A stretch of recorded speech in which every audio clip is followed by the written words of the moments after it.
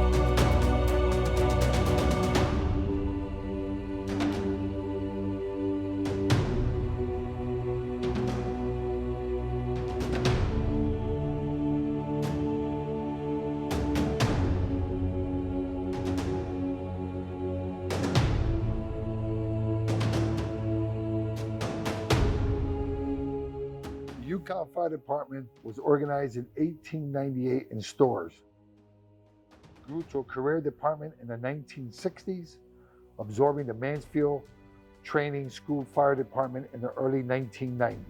It began providing fire coverage in 1971 at UConn Health in Farmington, merged both departments fully in 2017. Hello, I'm Deputy Fire Chief Chris Renshaw. The University of Connecticut Fire Department responds to about 5,000 calls for service annually, half of which are emergency medical service responses. UConn Fire Department responds to the campus properties as well as local mutual aid for fire, emergency medical, hazardous materials, and technical rescue, including confined space, high and low angle rescue, and water rescue.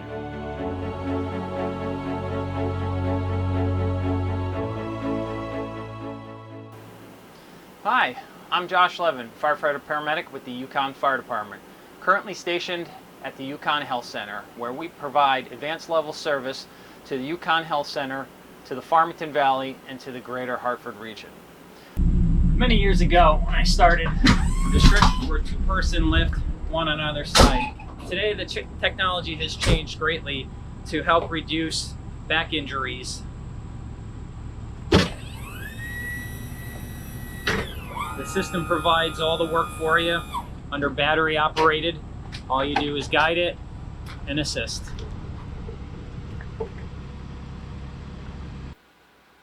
As paramedics, we carry advanced level equipment like our cardiac monitor here, where we can look at your heart rhythm, EKGs, as well as defibrillate. We have our equipment in here, advanced level airway systems, medications, things of that I may need to correct heart rhythms and whatnot. We'll get into that a little bit more later on in our series in the Sim Lab here at the UConn Health.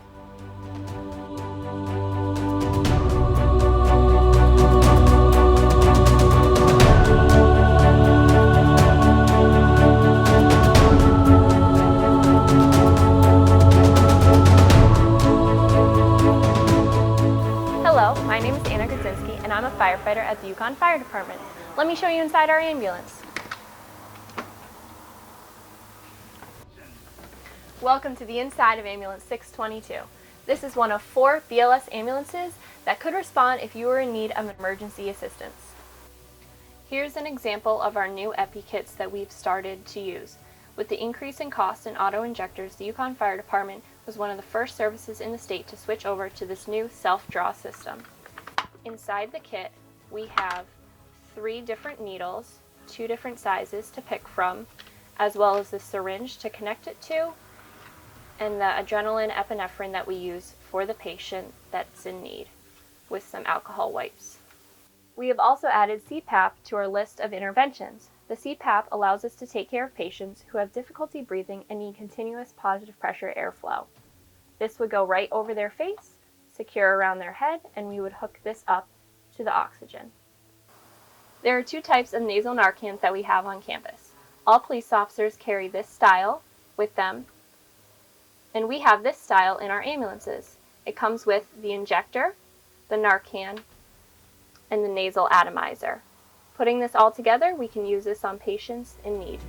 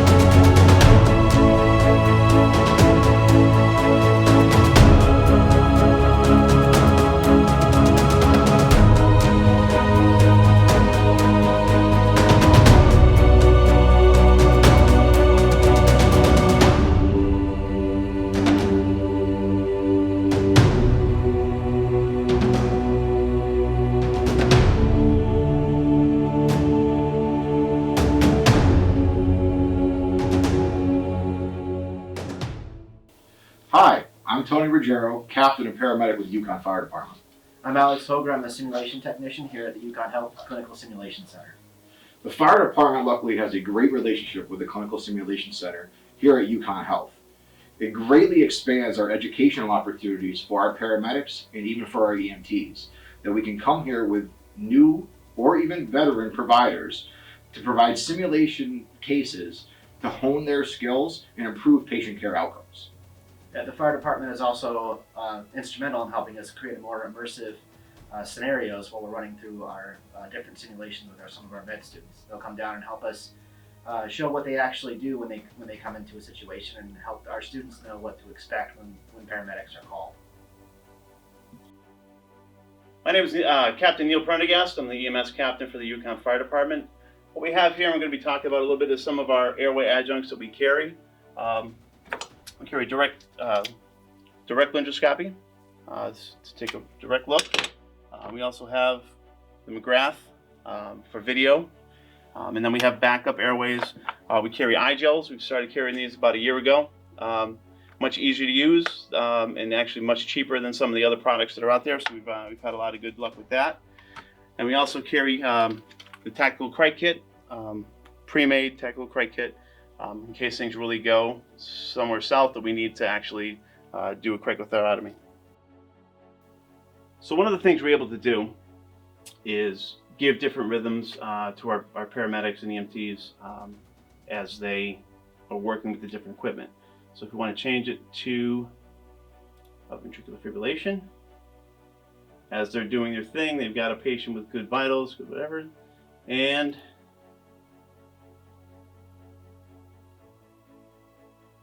then they have to adjust on what they see and treat the rhythm as normal. So as Josh was talking about in the ambulance, one of the paramedic tools that we carry is the LifePak monitor, that is our electrocardiogram. We can do a 4-lead or a 12-lead electrocardiogram. We can also pace somebody that has too slow of a heart rhythm or defibrillate someone that needs that as well. Different from your typical automatic external defibrillators that you would find in a mall or a movie theater or an airport or even around any of the UConn campuses through our public access AED program, we can actually, as paramedics, manually defibrillate and interpret the rhythm. So right now, as you can see this rhythm, the paramedic would interpret this and treat it accordingly.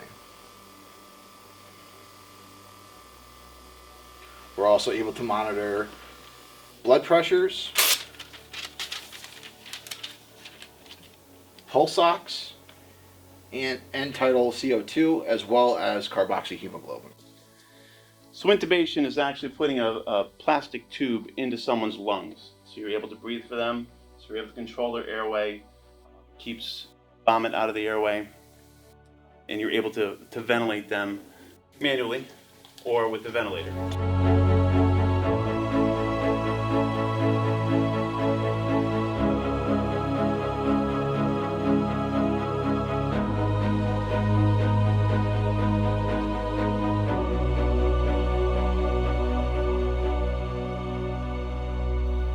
This is the Lucas mechanical CPR device. The UConn Fire Department, we have one on each ambulance at the UConn Health Campus and at the fire headquarters at the Storrs campus for any use there. We also will use it and bring it with us to any large scale events where we know that there's going to be a large population of people at. We'll bring that there preemptively just in case.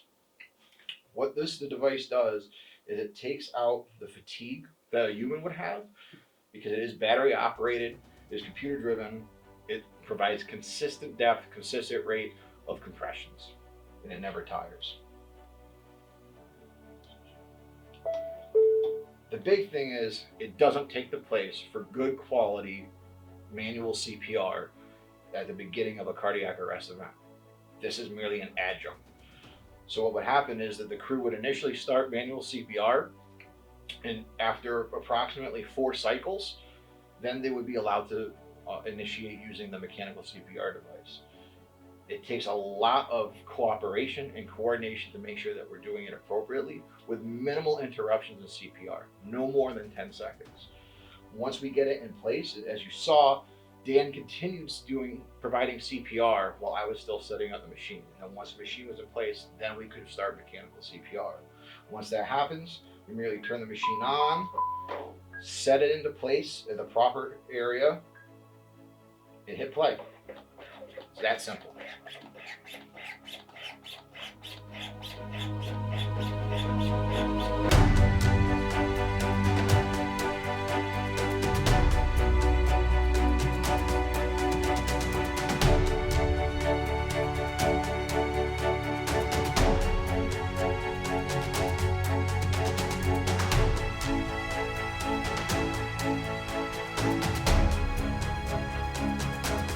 Hi, I'm Fire Inspector Dan Volovsky of the UConn Fire Marshal Unit. We provide public education services as well as code inspection and fire prevention services for the campus community. Today we're going to be performing some fire extinguisher training for a member of the UConn community. All right, aim at the base of the fire, squeeze the handle. and sweep it back and forth. Feel free to move up if you would like. Okay, and keep sweeping it back and forth.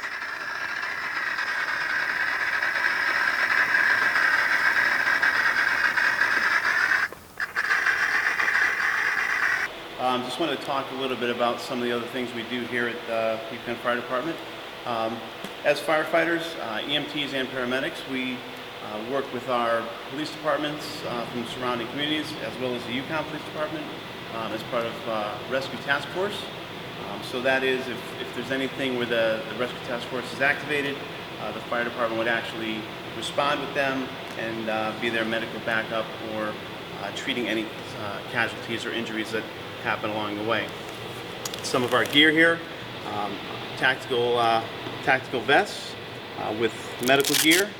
We always want to make sure that we're well identified as what we are and why we're there.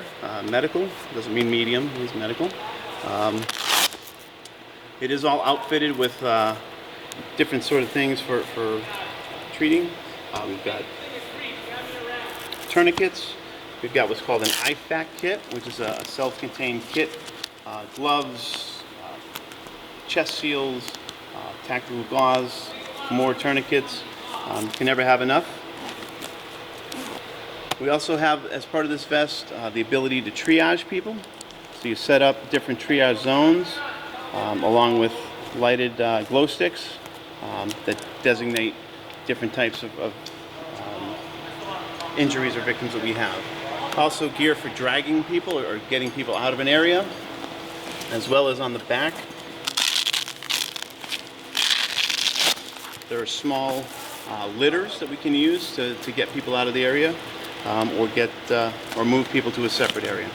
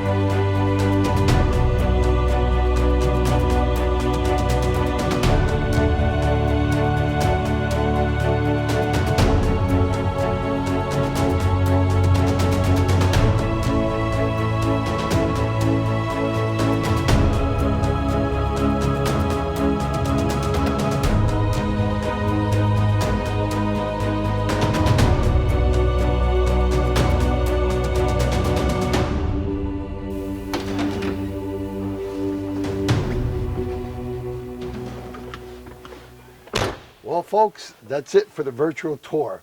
I hope you enjoyed it, and we look forward to seeing you in person next time. And remember to stay safe. Take care, folks.